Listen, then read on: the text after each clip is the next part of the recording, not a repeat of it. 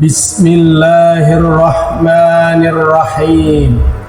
Rabbi zidni ilman nafi'an wa amalan mutaqabbalan wa rizqan tayyiban.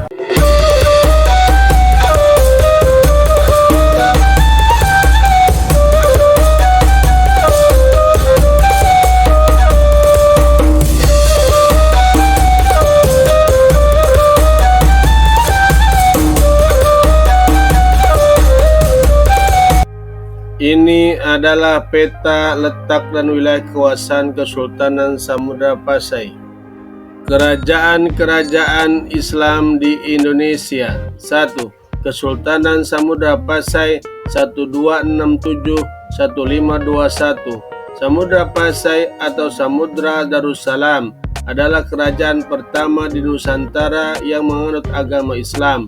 Letaknya di pantai utara Sumatera, Aceh, dekat Perlak, Malaysia. Kesultanan ini didirikan oleh Murosilu yang bergelar Sultan Malik Al-Saleh sekitar tahun 1267. Sumber sejarah yang menyebut tentang keberadaan kerajaan ini antara lain sebagai berikut.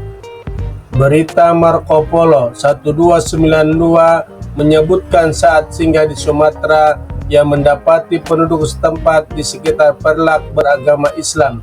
Ia juga mengagumi kemajuan yang dicapai kesultanan tersebut. Berita Ibnu Battuta 1304-1368 musafir dari Maroko dalam kunjungan pertamanya tahun 1326 yang menuturkan masyarakat pedagang di kerajaan ini sebagian besar beragama Islam.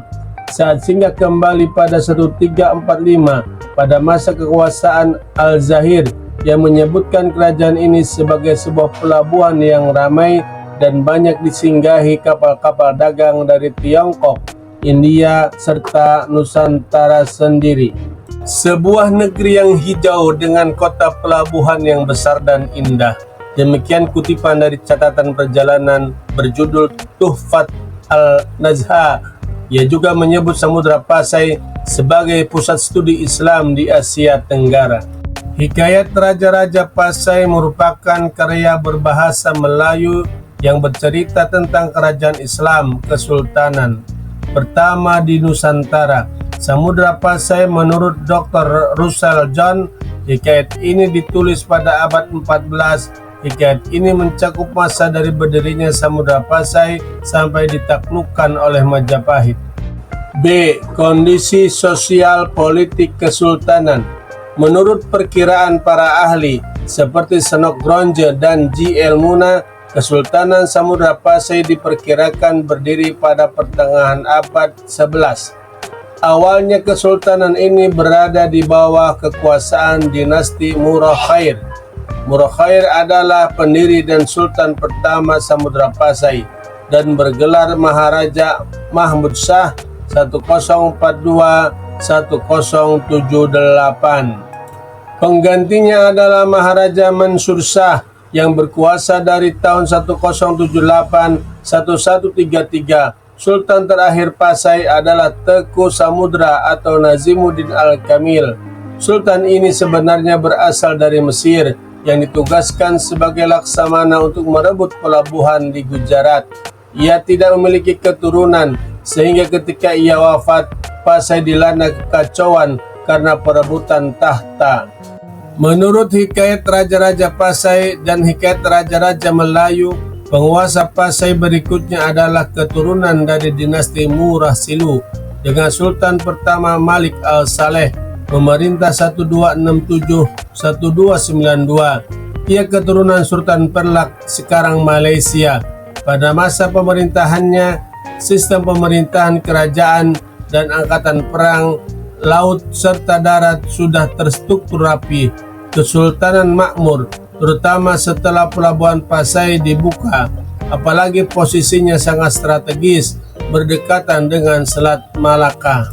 Al-Saleh digantikan oleh Muhammad Malik Az-Zahir bertahta 1292-1326. Selama pemerintahannya, Pasai telah memiliki hubungan dagang dengan Tiongkok, Gujarat, dan Benggala. dengan komoditas utama perdagangan lada, kapur barus, dan emas. Untuk kepentingan perdagangan, sudah dikenal mata uang emas yang disebut dengan dirham. Selain dengan negara-negara di luar Nusantara, Pasai menjalin hubungan dagang dengan pedagang-pedagang Nusantara Jawa. Pedagang-pedagang tersebut diberi keistimewaan oleh Kesultanan, yakni bebas pajak. Para saudagar Jawa umumnya menukar beras dengan lada. Az-Zahir digantikan oleh anaknya Mahmud Malik Az-Zahir, memerintah pada 1326-1345. Pada masa pemerintahannya, Pasai mencapai masa keemasan. Pada masa ini pula Ibnu Battuta sekali lagi singgah di Pasai. Battuta menulis, Sultan di negeri Samudra menyambutnya dengan ramah, dan penduduknya menganut mazhab Syafi'i. Menurut catatan Battuta, aktivitas perdagangan di Pasai berkembang pesat.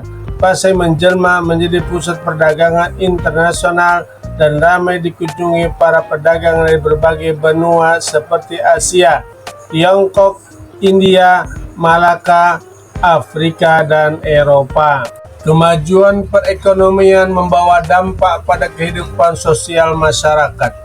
Kehidupan sosial Pasai diatur menurut aturan dan hukum Islam. Mereka hidup saling menghormati sesuai ajaran agama Islam. Hubungan antara sultan dan rakyat pun berjalan sangat baik.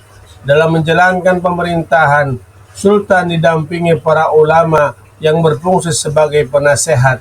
Dalam pelaksanaannya, banyak terdapat kesamaan antara kehidupan sosial kerajaan Samudra Pasai dan kehidupan sosial masyarakat di Mesir dan Arab.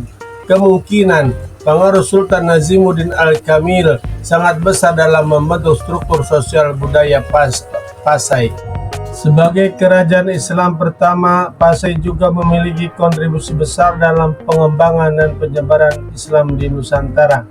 Pasai banyak mengirimkan ulama dan mubalik untuk menyebarkan Islam di Jawa. Banyak juga ulama Jawa yang menimba ilmu agama di Pasai. Salah satunya adalah Syekh Yusuf, seorang sufi dan ulama penyebar Islam di Afrika Selatan. Konon, Sunan Kalijaga dan Sunan Gunung Jati memiliki hubungan keluarga dengan Sultan-Sultan Pasai.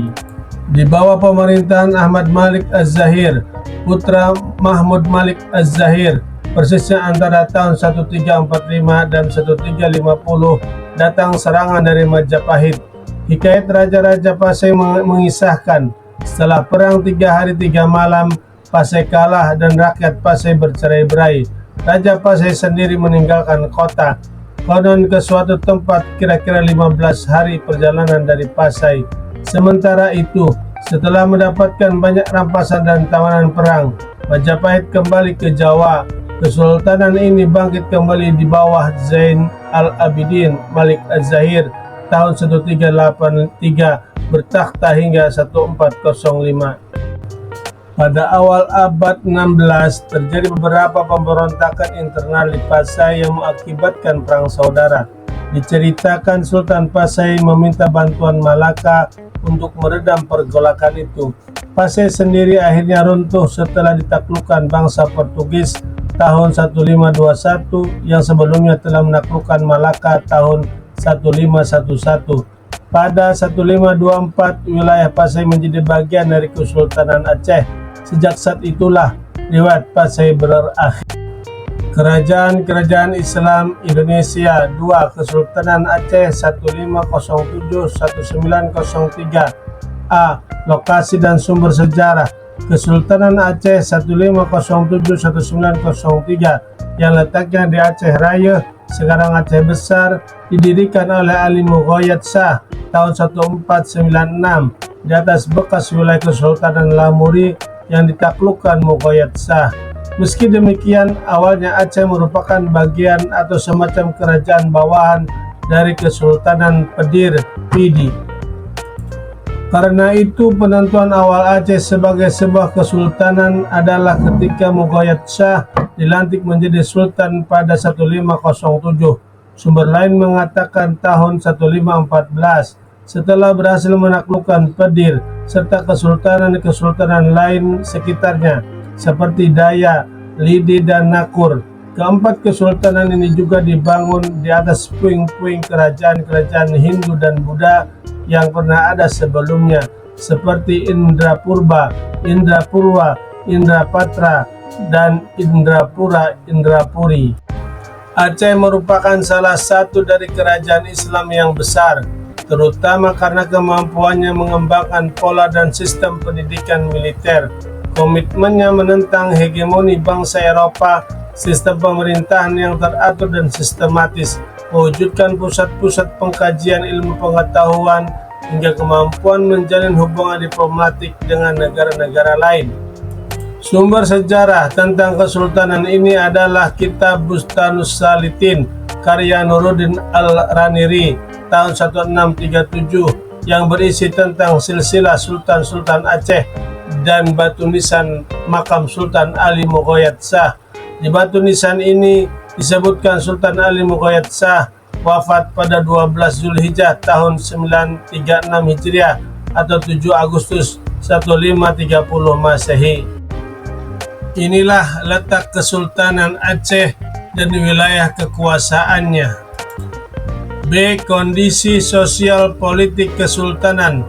Aceh berkembang pesat ketika Pasai berada di ambang keruntuhan sejak diserang Majapahit sekitar tahun 1360 dan Malaka jatuh ke tangan Portugis. Hal itu karena jatuhnya Malaka dan surutnya pengaruh Pasai membuat kapal-kapal yang lewat di perairan Selat Malaka singgah di pelabuhan Aceh pada tahun 1524. Pasai menjadi bagian dari Kesultanan Aceh. Kebesaran kesultanan ini tampak nyata dalam perlawanannya yang berani dan heroik, tidak saja terhadap bangsa Portugis, tetapi juga terhadap penjajah Belanda. Baru pada masa pemerintahan Sultan Iskandar Muda bertahta 1607-1636, Aceh mencapai puncak kejayaan dengan wilayah kekuasaan meluas dari Delhi sampai ke Semenanjung Malaya.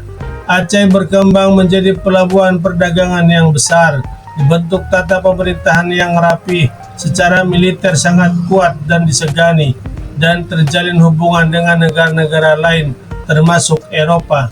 Komoditas perdagangan cukup banyak sebab Aceh kaya rempah-rempah dan bahan tambang. Lada dan timah sangat melimpah di Semenanjung Malaya. Jenis barang dagangan lainnya adalah beras, emas, perak, tekstil, porselin, dan minyak wangi. Pada masa pemerintahannya disusun sebuah undang-undang tentang tata pemerintahan yang diberi nama Adat Makuta Alam yang ditulis dengan huruf Arab dan berbentuk syair Melayu. Iskandar Muda juga sangat memperhatikan kestabilan dan ketahanan kerajaannya. Ia membentuk militer yang kuat, sehingga secara militer Aceh dianggap kesultanan terkuat pada masa itu. Iskandar Muda juga terkenal piawai dalam urusan diplomasi, tidak saja dengan kerajaan-kerajaan lain di Nusantara, tetapi juga dengan negara-negara Eropa seperti Inggris, Belanda, Turki Utsmani, dan Prancis.